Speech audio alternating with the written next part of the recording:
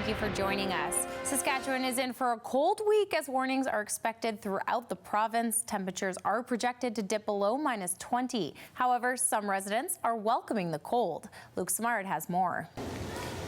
As you can see right now, a little quiet here at YQR, except for at baggage claim, and that's because we've seen a number of cancellations. Flights to and from Calgary have been canceled for today, and we're seeing delays across the board now from everywhere. So it is quiet at this time, something that flyers in Regina have been experiencing for the past few days.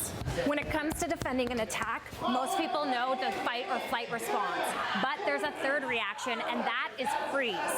Kim says this 4-week Krav Maga course is designed to combat that response and give enough self-defense to help a woman escape. As we take a look out our sky cam here, we do see a few flurries coming across the screen, and we're going to kind of experience that throughout the day here in Regina. Currently, we're looking at -23, and the good news is that extreme cold warning has diminished for the southern part of the province, still hanging on in the central region. Like Belverde and her family, many travelers are either changing their destination, driving to location, or just staying put.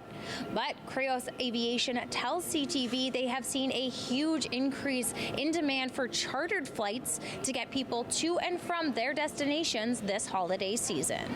Demonstrators descended on Parliament Hill Sunday to mark 1 year since the so-called Freedom Convoy rolled into Ottawa. However, this year's protest was significantly smaller, though issues facing politicians ahead of return to Parliament remain large. CTV's Kevin Gallagher reports. We are still blanketed with this extreme cold warning, and that's because that wind chill is a huge factor right now. That Arctic air is lingering, and so that's making it feel a lot colder in the air. Even though we're not experiencing those gusting winds so much, we are going to still experience those wind chills. So that means frostbite is still a concern. Well, joining me now for our favorite segment of the week is Bill Thorne from the Regina Humane Society. Bill, thank you so much for joining us. Hey, nice to be here at noon for a change. Usually do the Tuesday morning one. Right? We're mixing up your schedule on you. So who do we have with us today? -24 tomorrow, -29 overnight.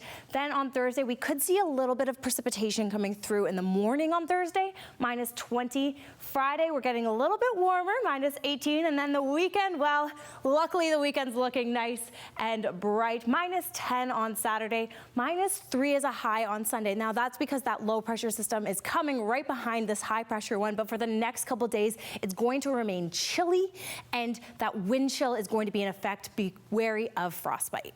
But one of the biggest surprises for the students at Carry the Kettle was that these bison were actually on their reserve, not knowing prior to this project that these animals were on their land.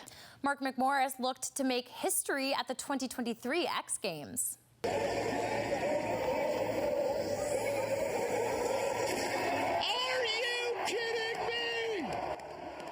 McMorris defended his Winter X Game gold medal in slopestyle Sunday with a walk-off final run. The 29-year-old local product, who was the oldest competitor in the 10-man final, became the most decorated athlete in Winter X Games history with 22 medals, including 11 gold. Come on, Wayne. I know, gloves, a hat, something, maybe like a scarf.